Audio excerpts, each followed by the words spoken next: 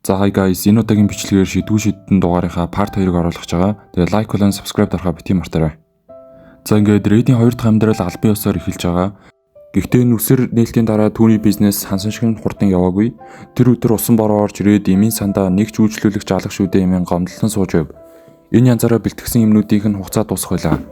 Түүнийг дөнгөж үгээ хэлж дуустал хаалга тогшов. Red бүсгүй орж ирэн Red-тэй мэдлсэн түүнийг нэлээд гайхшруулав. Red энэ бүсгүйг маш сайн мэднэ. Учир нь тэрээр хотын адал явдал хайгчдын дунд маш алтартайгаас гадна хүчрхэг цэргийн гүрэн болох Логервэний 2 дугаар гүнж байсан юм. Тэд цайн унгаа хууч хөрөн сов. Red яагаад гүнжийн хэрэгмээсээ татгалзаж энэ бөглөө газар адал явдал хайгч болохоор ирснийг Red баг зэрэг сонирхлоо. Харин Red толгоогоо можон гомдлохын дэр түүнийг хаан болгохыг хүссэн дэмжигчд нь улам бүр олсосоор байв. Хаан болохыг огтхон ч хүсээгүй Red гэрээсээ оргон зүхтаж энд ирж суурьсан нь энэ байжээ. Тэр өрөөж Редтэй энд дахин таарлна гэж бодоогүй байлаа. Өнгөрсөн тэнд нэг багт байсан бөгөөд Red өөрийг нь одоо хүртэл санаж байгааг Red маш их баярлав. Дараа нь тэр Редээс юу болсныг асуухад Red бүх үнийг хэлж өгчээ. Үүнийг сонссон Red ихэд уурлж Редийг багийнхантаа огтхон саад болохгүй гэж үзв. Тэр багийнхныхаа хамгийн сайнаар тулдуулахын тулд бүх зүйлийг үргэлж зохицуулж ирсэн юм. Хэрв Red байгаагүй бол Баатрин баг яаж өдөө зэрэгт хүрэх байсан блэ? Харин Red өөрийн гаргасан шийдвэрээ зөв гэж бодсоор байв. Багийнхандаа жинхэнэ дарамт болохоос өмнө явхан зүйтэй. Түүнгүүгээр ч гэсэн Рудигийн баг маш сайн ажиллаж байлаа. Тэд Жүтгэрийн вангийн армийн 4 тэнгэрийн хааны нэг Гандрыг хүртэл ялсан гэдгийг тэр сонссон байв. Үүний дараа хандалсан сайн хөрсөн байгааг анзаарсан Red-д шин сайн найруулж өгөхөөр галтгоо руу явлаа. Галтгоон зогсохдоо Red дүү Рудигээ байн дурсаж санаж хүн дээр санаа алдав. Одоо Редтэй дахин уулзах хэцүү болсон юм. Red түүний хандалсан цайг амтархан уугаад ордон дууж байсан цайнаас нь хамаагүй илүү амттай байна хэмээн магтлаа. Red инээж энэ магтаалыг хүлээж авахаас имэв. Мөн түүний игэл жирийн гарын урд үе яаж хааны ордны тоогооч нартай зүрлэгтгүүлээд. Гэхдээ Red тэгж бодсонгүй. Магадгүй энэ цайг Red өөртөө зориулж хандсан болохоор л ингэж сайхан амтгдаж байгаа байх. Тэд хэрхэн тарилцсан тухай ярихын тулд хэдэн жилийн өмнөх Логервэний нэгэн уушин газар руу буцах хэрэгтэй болно. Баатрин баг тэнд оркуудын талаар мэдээлэл цуглуулахар очсон байв. Тэр үед нэг завхаа Red-ээр оролдоход тэр даруй хоолойд нь хутаг тулгаж өгтөл нь айлган зүхтаалгажээ.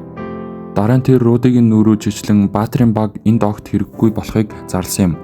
Тэдний Логервэний цэргүүд Жүтгэрийн вангийн армийг бут нэргэх хангалттай хүчтэй гэж тэр бардам хэлсэн байдаг. Red чангаар энийгээд уушин газрын хүмүүсийн уухайн дунд ихэмсгээр гарч одсон.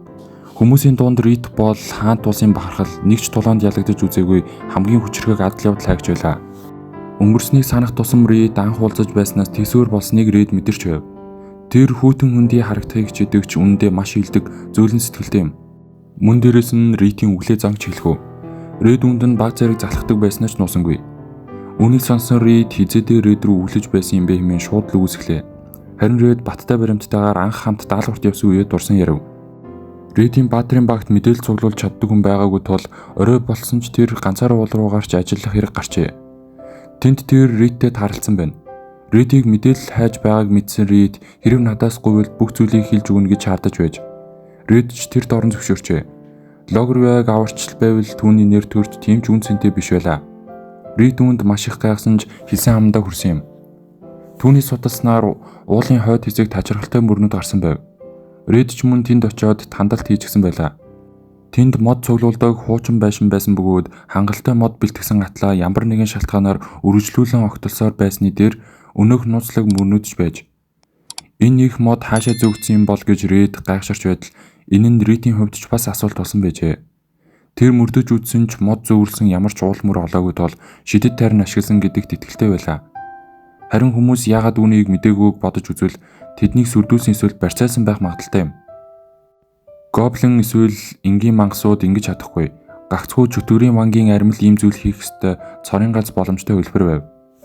Энэ хүртэл ярилцаад бүх зүйл тодорхой болсон тул Red-ийг багтаа нэгтгийг үрлээ. Гэвч Red шууд л татгалзав. Тэр үүнийг ганцаараа хийх ёстой. Ингэж байж л эцгээрээ өөрийнхөө авьяас чадварыг хүлээн зөвшөөрүүлж чадна.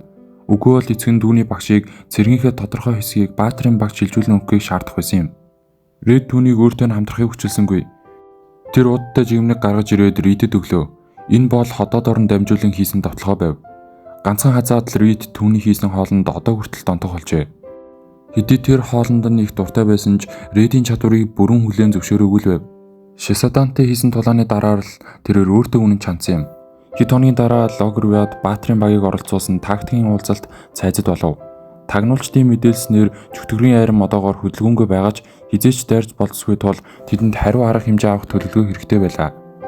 Зөвлөлийн хэд хэдэн хүн шууд дайрахыг хүсв. Тулаан удаашрах тусам тэдэнд илүү ашиггүй бөгөөд хүнсний нөөц нь бараг дуусч байлаа. Яг энэ үед Рид үг хэлэхэр босов. Хэрв тэд ийм байдалд байгаа бол чөтгөрийн талч бас ялгаагүй. Тэрээр тандалт хийж явахдаа уулын гүнд байх тэдний хүнсний агуулгыг олж харсан байлаа. Ингээд Рид нэгэн төлөвлөгөө сэдэв. Тэрээр цөөн хідэн адал явдал хайгчдын хамт нэвтэрч хүнсний агуулгыг нь шатаах болно. Зөвлөлийнхэн үүнээс нь шууд таталзав. Улсынхаа гүнжийг тэгж эрсдэлд оруулж болохгүй гэднэ. Гэхдээ Ридийн багш зөвшөөрөв. Тэрээр Ридийг нэвтрэхэд хэлбэр болгохын тулд өгөөш болж харин Баатрин баг цайзыг хамгаалж үлдэхэр болов.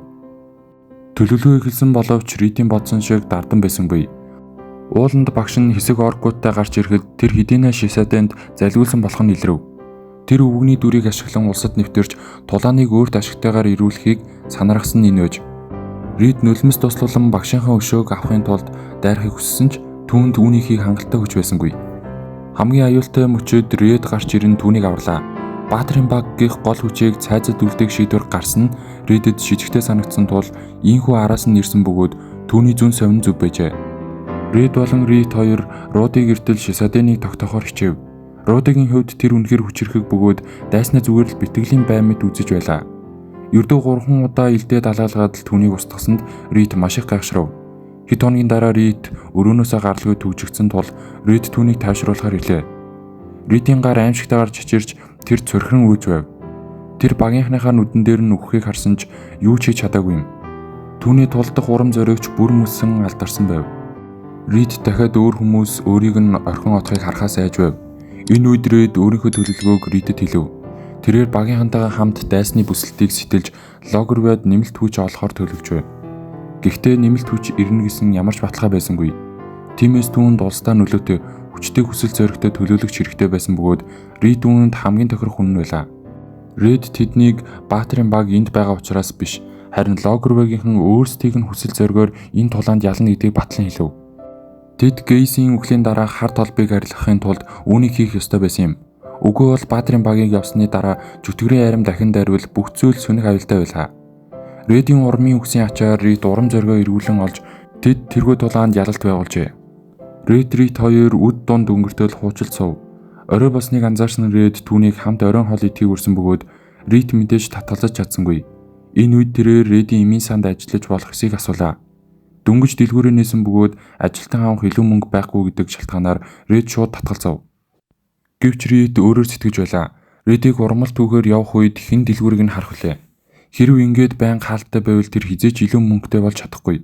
Үүний дараа тэрээр дэлгүүрт байгаа онцгой юмнуудын талаар асуулаа. Рид бахархалтайгаар нэгэн эмийн савыг нь гаргаж ирлээ. Үндсэндээ энэ эмийг өөр эмтэй холсноор тухайн эмийг улам олшруулан хуулбарлах боломжтой аж. Гэхдээ энэ Ридийн хүссэн зүйл байсангүй. Үүнийг худалдаанд гарах боломжгүй. Учир нь эмийн зах зээлийн үнэд савлгаа үүсгэж нийгэмлэг үнийг хизээ зөвшөөрөхгүй байлаа. Гэнэт Рид дамаа хамгиж чадалгүй тасралтгүй инээж эхлэв. Тэр Ридийг үнэхээр авьяастай хүн гэж бодсон ч бизнесийн тал дээр ийм манаг гэж хинт санах вүлээ. Гэхдээ түүний энэ гинэн байдал нь Ридийг хажууд нь үлдэж улам их туслах хүслийг нь бадрааж өглөө. Үүнийг сонсон Ридийн сэтгэл нь үнэхээр хөдөлж Ридийг дэлгүүртээ ажиллуулахыг зөвшөөрөв. За ийхүү манай шидэн цувралын маань part 2 дугаар ийхүү өндөрлөж байгаа тул та хэд маань лайк болон subscribe дарснаар part 3 илүү урдан гарах юм шүү.